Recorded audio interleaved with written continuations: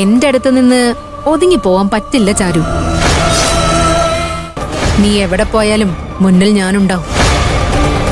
നിന്റെ വീടും വീട്ടുകാരും ഇപ്പൊ എന്റെ കൺട്രോളിലാ. ഞാൻ പറയുന്നത് പോലെ അവിടെ എന്ത് നടക്കും. ശ്രേയ, ഞങ്ങളുടെ സമാധാനത്തോടെ ജീവിക്കാൻ വിട് പ്ലീസ്. സമാധാനോ? നിനക്കോ? മാഷിന്റെ സമാധാനം കളയരുതെന്നാണോ നീ പറഞ്ഞു വരുന്നത്? പക്ഷേ എന്റെ സമാധാനം പണ്ടേ നഷ്ടപ്പെട്ടതാ. നിന്റെ കഴുത്തിൽ ആകാശ താലി കെട്ടിയതോടെ. ഇനി ആ സമാധാനവും സന്തോഷവും എനിക്ക് തിരിച്ചു കിട്ടണമെങ്കിൽ നീയും ആകാശവും നരകിക്കുന്നത് എനിക്ക് കാണണം. ആയിരപ്പറയില് എല്ലാവരും ഒരുമിച്ചുണ്ടാവണം. ഒരാളും രക്ഷപ്പെടാന്ന് വിചാരിക്കണ്ട.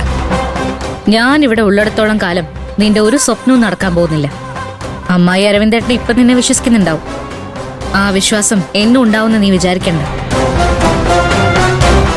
മാറും, എല്ലാം മാറും. ആ ഒരു ദിവസത്തിന് വേണ്ടിയാണ് ഞാൻ കാത്തിരിക്കുന്നത്. ഞങ്ങള് മാറി താമസിക്കുകയാണെങ്കിൽ കല്യാണം മുന്നിൽ നിന്ന് നടത്തി തരാമെന്ന് അരവിന്ദനും ആന്റിക്കും ഓഫർ കൊടുത്തു എന്നറിഞ്ഞു. ഇപ്പോ ഞാൻ നിനക്കൊരു ഓഫർ തരാം. നിന്റെ ബാലമാമൻ താലി എടുത്ത് തന്നേ എന്റെ കല്യാണം നടക്കൂന്ന് ഞാൻ നിന്നോട് പറഞ്ഞിട്ടില്ലേ? ഇനി അത് നടന്നില്ലെങ്കിൽ ഞാൻ ഈ കല്യാണത്തിൽ നിന്ന് പിന്മാറും.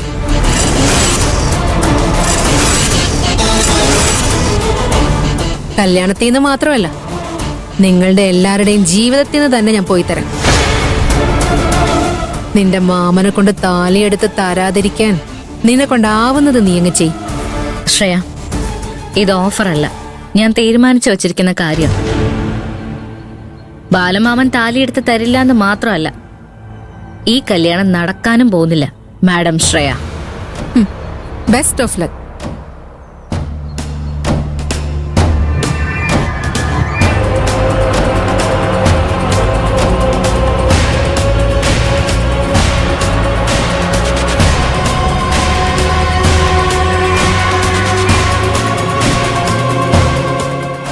Good morning.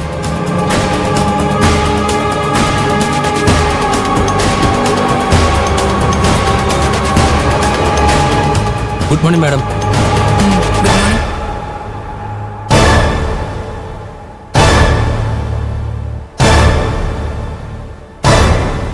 നീ നിന്റെ ഭാര്യയും ചേർന്ന് നാട് വിടാനായിരുന്നോ പ്ലാൻ?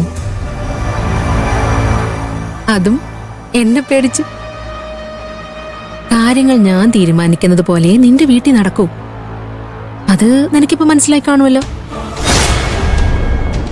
എന്റെ കാര്യത്തിനെ അല്പം പിടിവാശി കൂടുതലാണെന്ന് അറിയാലോ. അത് ഞാൻ മറ്റുള്ളവരെ വകവയ്ക്കാത്തത് കൊണ്ടൊന്നുമല്ല, ഞാൻ എന്നെ തന്നെ സ്നേഹിക്കുന്നത് കൊണ്ട്. എനിക്ക് തോന്നുന്നത് എന്തൊക്കെയാണോ അതെല്ലാം ഞാൻ നേടിയെടുത്തിരിക്കും.